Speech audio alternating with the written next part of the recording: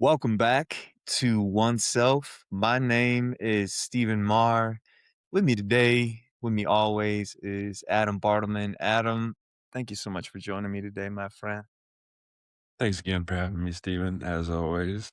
Well, you're quite welcome, sir. You're quite welcome. Folks, we're talking about judgment today. You know, the famous quote from the Bible comes to mind.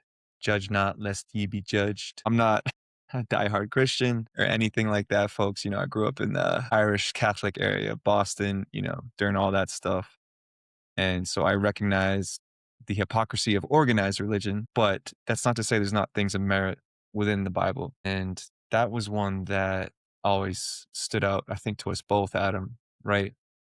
Yeah. And we're going to dive into that a little bit more today, just talking about judgment and the judgment we place on ourselves, the judgment we place on others, and how oftentimes that is a detriment to our own well being, the well being of the world, the collective, right? When we judge others, judge ourselves, it's not really productive.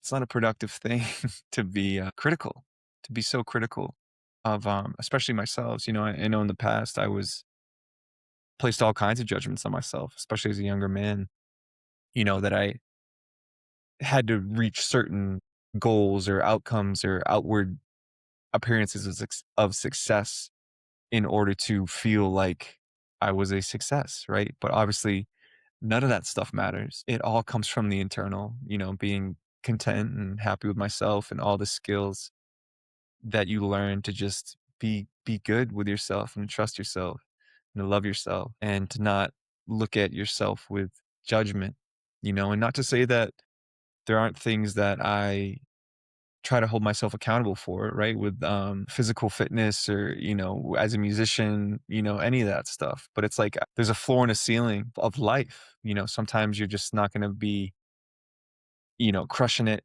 multiple hours in the gym. You know, that's like the ceiling. That's like a great, you know, I'm like, hell yeah, that was a good day. Or, you know, go for a big run or whatever the case is. Sometimes it's just like, man, I only had 20 push-ups in me today.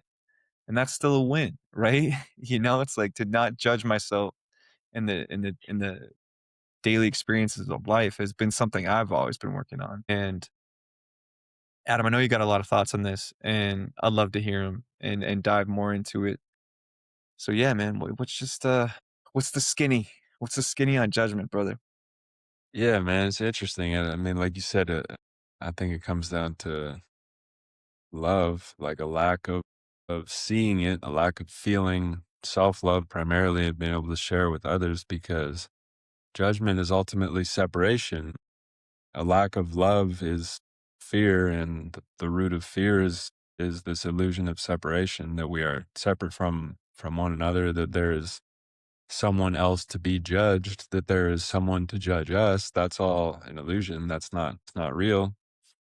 You know, like I always thought of growing up hearing things like that, something like judge not lest ye be judged. I kind of thought about that like, okay, so don't break the rule in case then I'm being judged by like, whatever that construct is in a person's mind of like God or some deity or however that works.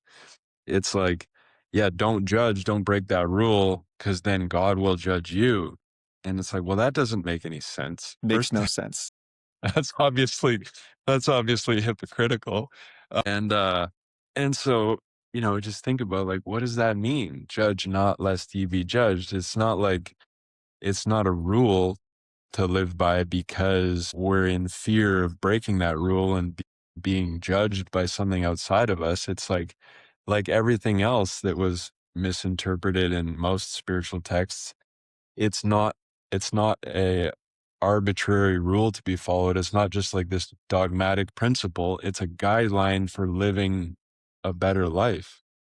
It's a guideline for being in alignment with yourself. Like, the concept of not being like sinning, meaning you've broken a rule and you're a bad boy or a bad girl. It means that like you're just out of alignment with yourself. You're not experiencing the kingdom of heaven, which isn't some far off place in in a in the future, like somewhere in another time and place. it's only ever right now. As we know, we're only ever in the present moment. We've only ever experienced anything in the present moment. So that has to be within us as um, a great being like Jesus taught was, recognizing the kingdom of heaven is within you. And when we're doing something like judging, which is so pervasive, I mean, I still catch myself, judging myself, judging others is a constant journey, not a constant journey. It has been, but there is an end to that. Yeah, catching myself in that is a really or being in the experience of judgment is a very quick and sure way to take ourselves out of the experience of living in heaven and create our own living hell. And so something like judge not lest ye be judged is don't create the experience for yourself that you don't want. Don't create more separation. Don't go deeper into the illusion by thinking that some aspect of yourself is separate from God, or that someone else is separate from God, separate from you. Same thing, that there's any separation at all, because that's creating that experience more, which is illusory, which is the experience of suffering. But while it is illusory, nevertheless, it becomes the experience, and that's what we're trying to move away from. That's what we're trying to shorten and move into that experience of living in heaven on earth. So examining judgment, because like, yeah, man, like I catch myself a lot, especially if I start getting tired and like a little bit, just a little bit drained, and those energy levels drop a little bit. I get a little more easily annoyed, a little bit irritable, and that's when those patterns start to kind of slip back in. I notice maybe I'm, having some negative thoughts, whether it's toward myself or toward others. But that's kind of how it shows up for me. Like, is it kind of similar for you? Does that sound familiar? Yeah, man, I think the judgment I placed upon myself in the past was just like I should be something else than what I am, Yeah. which is ridiculous, in hindsight. Not ridiculous, again, here I go judging myself, Don't my judge it. past self, brother. I don't judge it. Yeah. It just is, right? Yeah. It just Good was. It catch. just Yeah, was, man. Yeah, Yeah. man. See, it's a constant thing to catch yourself. But what I noticed about myself in the past was that I was judging of where I was at in life, or where I felt Hmm. like we should be. I've had this battle with like reaching my quote unquote highest potential. What does Stephen Maher look like as a force in this life? And if Mm. ideally, I want to be a force for good, man. Like a force, like with this, put out good stuff into this world. When all the bullshit we see, again, there's judgment. Put out, put out music, right? Like put out literally good vibrations and good frequencies out into this world, because there's, again, I see a lot of stuff that I don't like, and that's, there I'm judging again, brother. Just trying to be a force, right? A force for good when I see so much against that ethos, right? Or against that call to action, Yeah. right? So I've had to learn how to like forgive myself a lot, right? Forgive myself for those. And you said self-love, right? And to like true, loving myself. And that's only been, I mentioned this in past episodes, but like that's only been at 30 years old, right? For me. And that's been the last couple years where I've truly felt like I can step more and more into that love for myself. Like I have love for friends, I have love for family, but what I treat myself like that, like a good friend, Mhm. and treat myself like someone I love, brother. And, in the past, I can't say I did that. And in that space of lack of self love, there was a lot of judgment, and like treating myself like I was a failure. When Yeah. I was, all things considered, like doing okay. You know what I Yeah. mean? Like I was doing all right. I was doing we talked about this before hopping on, doing the best I could, bro. Like everyone's just, you know, by and large, most people are just doing the best that they can with what they've got. And I was doing that. And so like, why was I Mhm. being so harsh on myself? Yeah, I think, now I know it's because the love wasn't there. Yeah. And like, do you feel, and ultimately, like, I mean, as far as I can see, I really don't think we can love anybody else fully until we're fully loving ourselves, right? Because otherwise, those judgments are slipping in because we've got that blind spot. right? Like if we've got the blind spot where we're not fully seeing ourselves, then we can't fully expect to see others. So like, yeah, man, what do you think? Yeah, bro, you can't pour from an empty cup. That's like that's a quote that's always stuck with me. And to love others from a sustainable place, I have to love myself. And I recognize that now. That's not sacrificing who Steven is for others, right? Yeah. That's embodying Steven as much as possible Yeah. to in order to show up for others, because it's like when my cup is full, to continue that analogy, I can show up for others more. It's like when I do the workout thing, when I, take that time for myself, when I play some music, when I take that time for myself and fill my cup, I can show up just that much more Yeah. for the other people in my life. Yeah, man, that's so true. And like honestly, I used to think that you could pour from that cup that was not full, maybe not empty, but that wasn't full. Like I really and this was interesting. I mean, I think it was sort of the externalization, the avoidance of doing the work of the self-love was like I tried to put it out onto by being of service to others, but without that clear sight, I was operating with blind spots. So really was just kind of going through like this savior complex, kind of martyr complex, trying to help others, pouring from not a full cup, filling the cup of another with that which filled mine, when that's really not how it works. It has to be the overflow, not that which gets yours up to the brim. And like you can try and do that because I tried to do it for a long time, which I realized was just a subconscious attempt to avoid doing the work on myself. And you could try and do that, but you'll will probably shorten your lifespan, as if you're not fulfilling your sort of karmic blueprint. You'll run out of steam and have to come back and try it again in a different way. I think that is a super important point that you make there about not filling, trying to fill others from like not a full cup or from an empty cup, because you know it's one of those things like you can run but you can't hide. Ultimately, we got to be finding that wellspring within us that is the infinite flow, not like this pulling from the external, because we're living in like a finite illusory realm here. This is the experience of Maya in Buddhist philosophy, right? Like this is the illusion, this is the game, this is the matrix that we come to play in, right? This is not our like where we originate from. This is again, Jesus's advice: be in the world but not of it. It's like because we're not of this world, we're of something deeper. So yeah, Adam, man. for the audience members that have no idea what you're talking about, brother, can you just Yeah, yeah. dive in a little bit more for me? Thank you.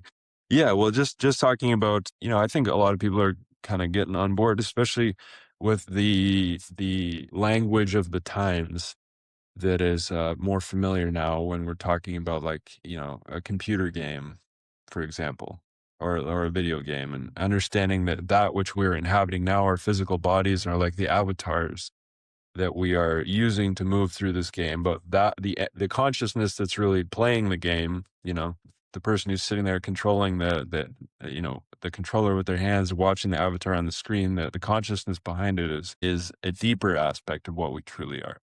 So, you know, a century ago, almost a century ago, for example, great sage Paramahansa Yogananda, an Indian mystic and author of a very famous book, Autobiography of a Yogi. He would discuss the same type of thing, but from the perspective and using the language of his time. So when they just had film projectors playing movies, and you would say like, understand that like you're not the image on the screen, you're like the light that is coming out of the projector, and even the projector and the creator of the projector that's projecting that light. We're not just the images on the screen. So it's kind of like using some of today's or modern analogies. We're talking about understanding that we are more than just the video game, the character in the video game playing this interesting 3D Earth level. We are the consciousness behind it.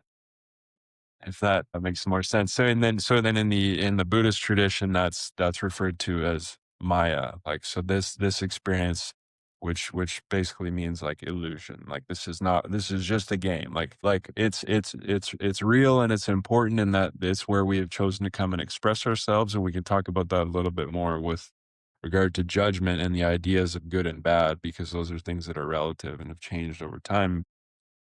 Understanding that we are much more than this. We have a lot more to do than just this. So, sort of, while taking it seriously, also dialing down the anxiety on the earthly experience, and understanding that just like this experience is sort of an illusion, just like it feels like when you wake up from a dream first thing in the morning and see like, oh, that was just a dream kind of thing, as I had experiences when I was a kid, waking up from a dream and then thinking like, hey, maybe one day I'll wake up out of this body and recognize that this whole human journey was a dream as well. It's like that sort of perspective, understanding that we have more going on than just this. And so, like, that death is also an illusion and just the waking up from a dream. Yeah.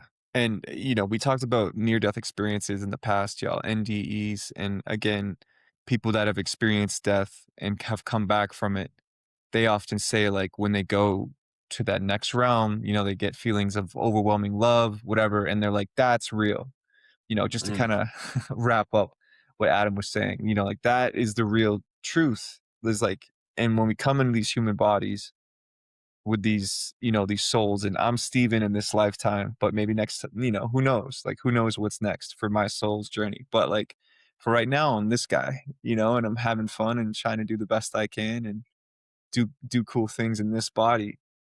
And again, when we have that separation from this attachment to this human experience, to my body, to Steven, when I can like detach myself from myself, right? From the my soul, from the body I inhabit.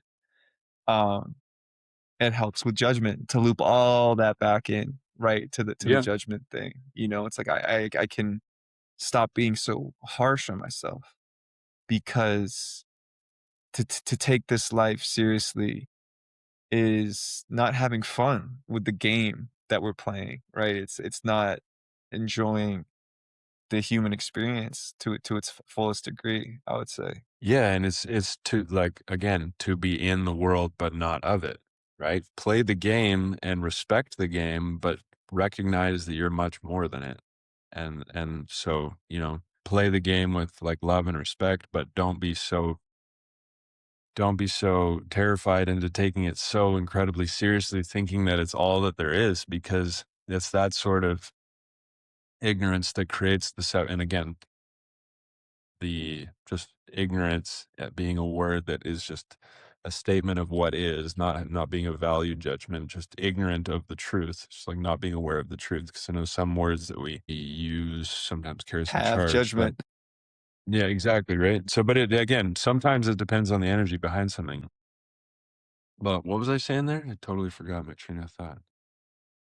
in the world, not of it.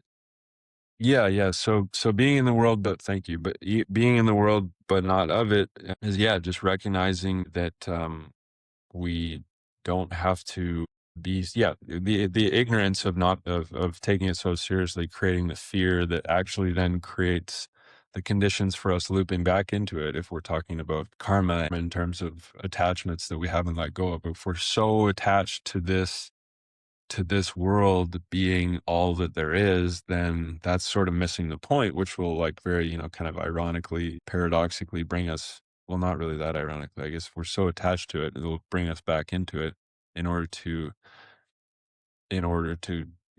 have the experience again of figuring out that we're more than this and we can release it and move beyond it. So, um, yeah, it's interesting. I always see like I mean, I always seem to find that all of the esoteric mystical traditions of like each um school of thought, or the basis of religions that I've examined, at least, as far as I have, that they're all the same. They're all talking about the same thing, right? Like that's where I see that statement about being in the world but not of it, which is from Jesus aligning with teachings of the Buddha, and which is super cool, in my opinion, and Yeah, exciting.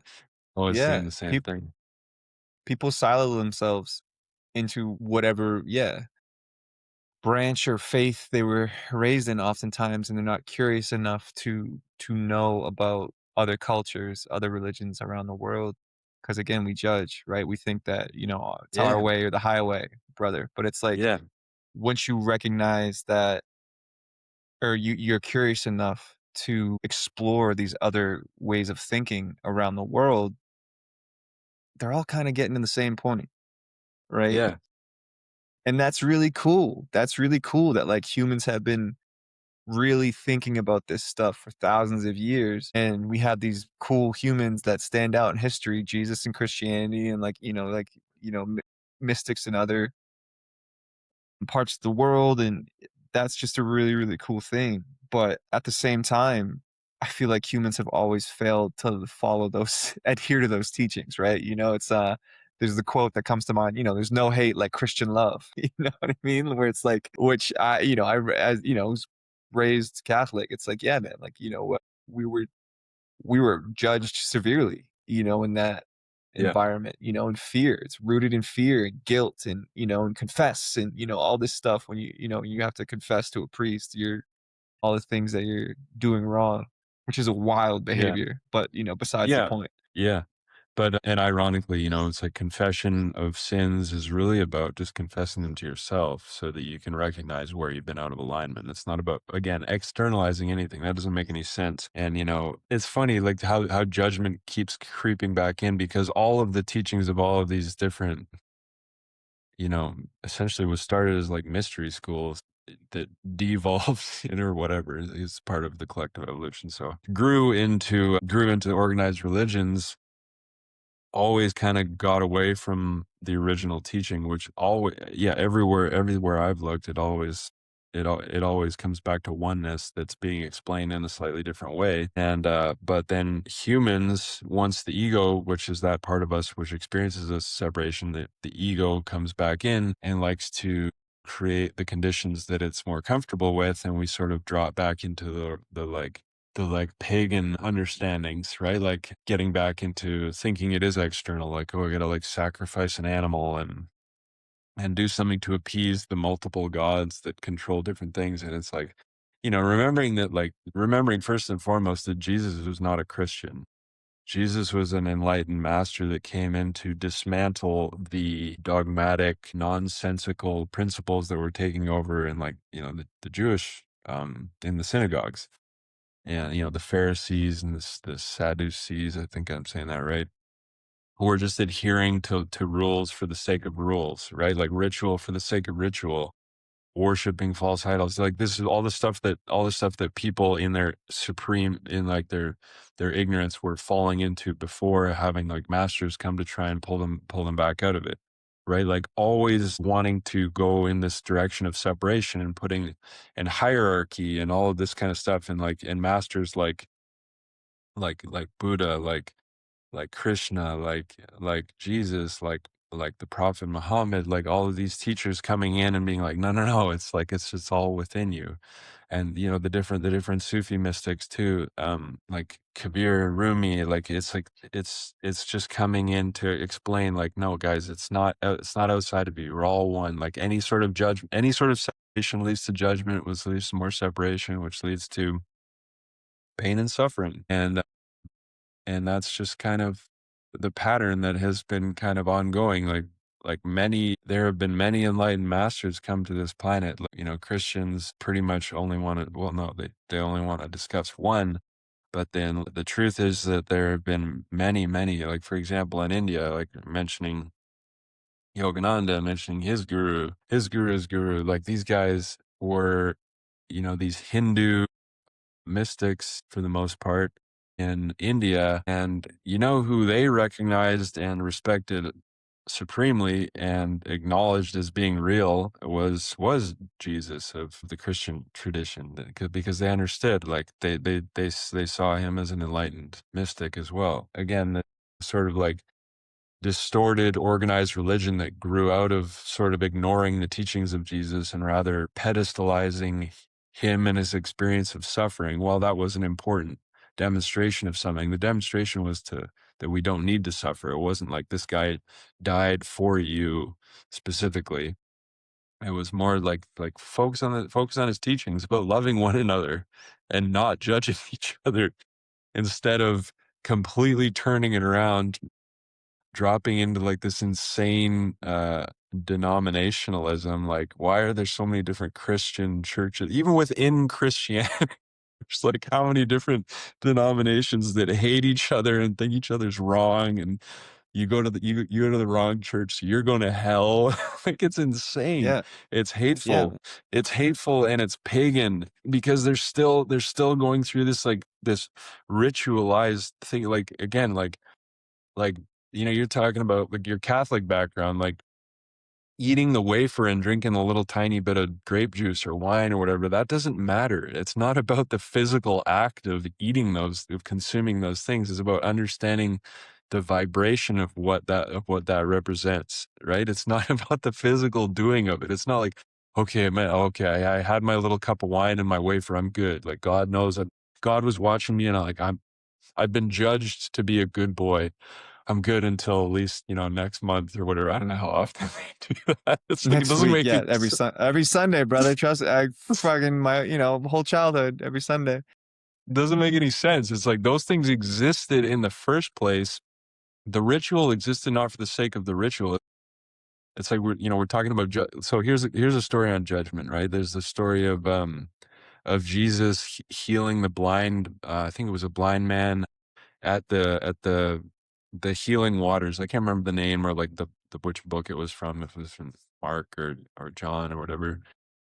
But the people showing up, like every now and then, when these waters are boiling up, or like getting all not boiling, but they're getting all like roiled up, and going in there for healing. And then this one guy could never get to the front of the line because he was blind, and I think some other issues, and he could never get in to get the healing. So Jesus saw this man, and he had compassion, and he healed this guy.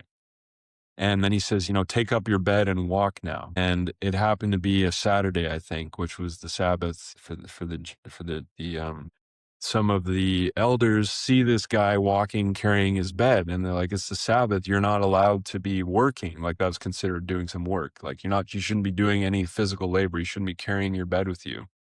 And Jesus calls them out for being hypocrites. And he's like, it's not, the rules don't exist, or you don't exist for the rules exist for you. So something like the Sabbath is like, it's not like follow the rules of the Sabbath, like rest, don't handle money, don't do any work. Like, that's not a rule just to be arbitrarily followed. Like, if you have something that you genuinely want to do and you can do and feels good, then do it. The Sabbath existed for humans, not humans for the Sabbath. The Sabbath existed as a reminder to be like, yeah, bring in a day of rest so you can meditate, so you can get tuned in with yourself and give yourself the opportunity to connect with God, which is within you, not outside of you in a fucking priest in a temple or a synagogue. That's not what it was about. He was there saying, like, no, this exists for you. If it really doesn't feel good for you, you don't have to do it, because the rule the rule doesn't exist for the sake of a rule. There's no one judging you for not doing it. It exists for you.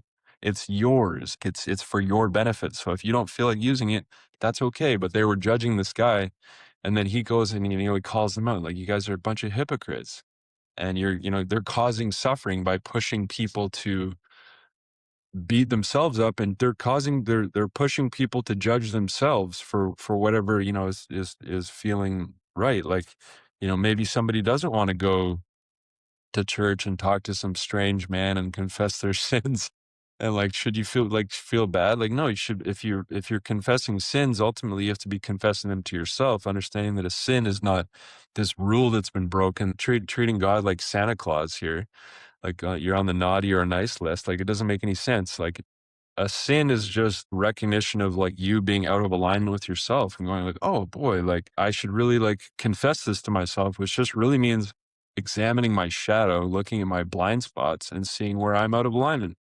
'Cause, like, maybe I am being a hypocrite, and use my example, my personal example, I often catch myself in judgment. It's like, "Okay, I'm being a hypocrite now."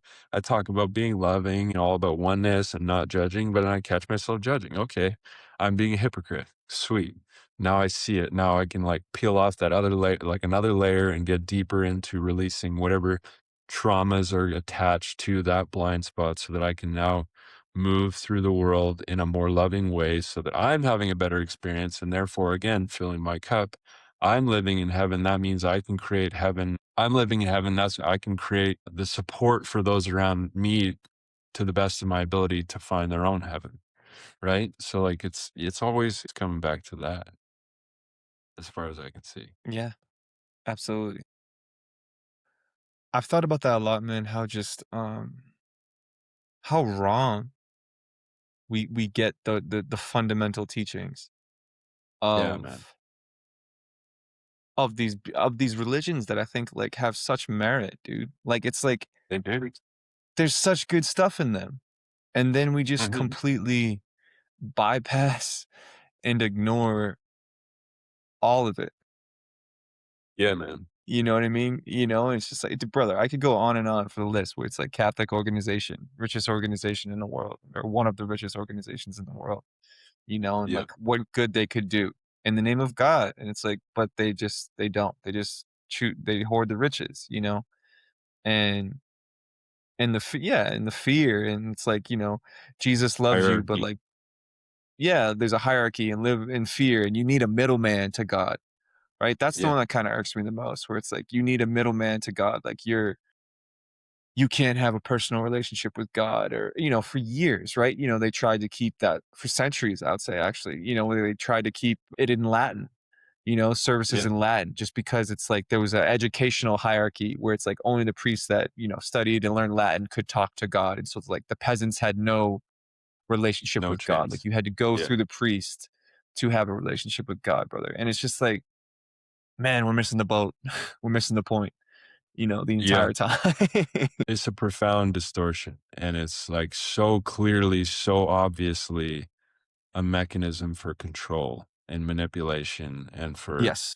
Yep. hoarding Fear. material Yep. wealth, which means that they've missed the point entirely because what else did Jesus say? "Lay up not your treasures where moth and rust doth corrupt." And what are they doing? They're hoarding gold. It's like, again, we all the our quote we like, to come back to, there's no U-Hauls behind a hearse, like, you can't take it with you. So, it's one of these things, and this is where it's difficult because we've spent our entire lives looking at an ego-constructed world through the perspective of our egos, where we wanna make everything so complicated to justify the nonsense that's gone on when in fact the truth is so simple. Everything that Jesus taught was profound in its simplicity, and that's the thing. The deepest truths are always the most simple, and the ego fucking hates that.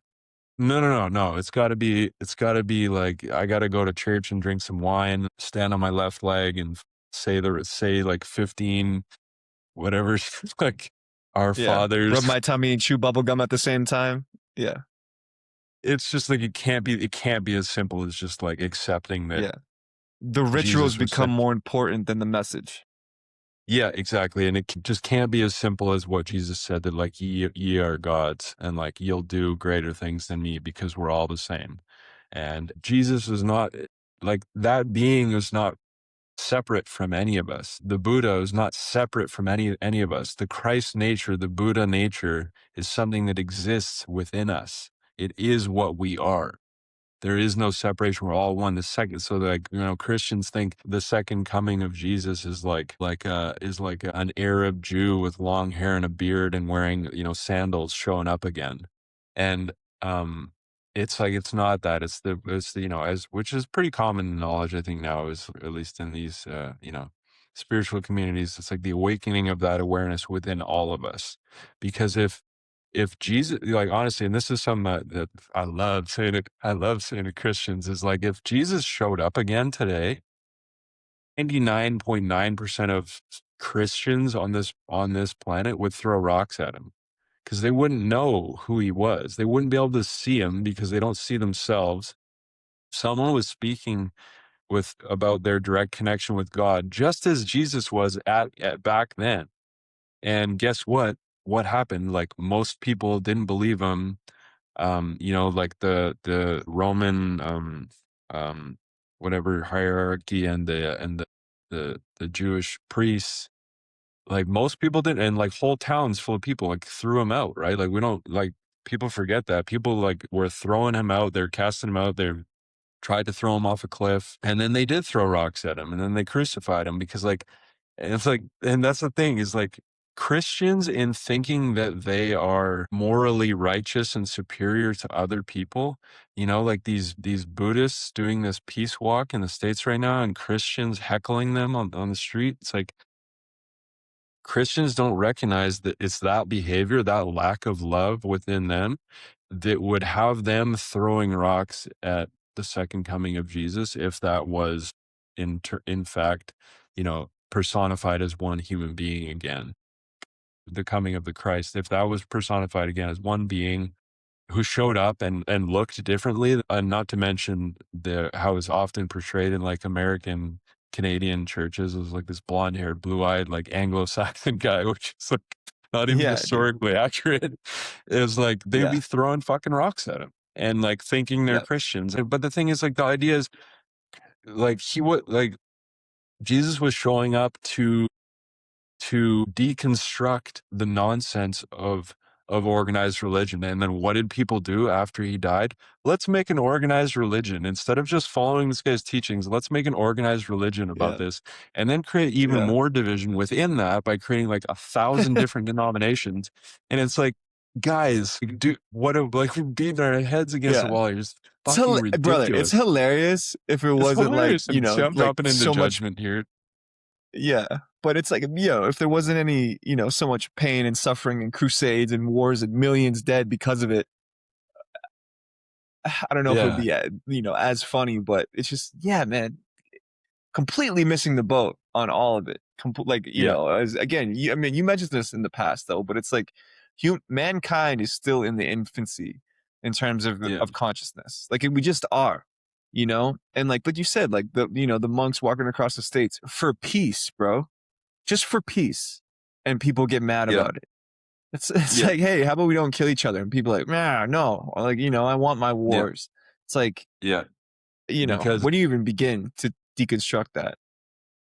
Yeah, because ultimately accepting that that is actually taking place is well, I mean, the fact that it's taking place without them having acknowledged the aspects of themselves that have been contributing to the collective experience of wars. Again, people will avoid doing that internal shadow work at all costs.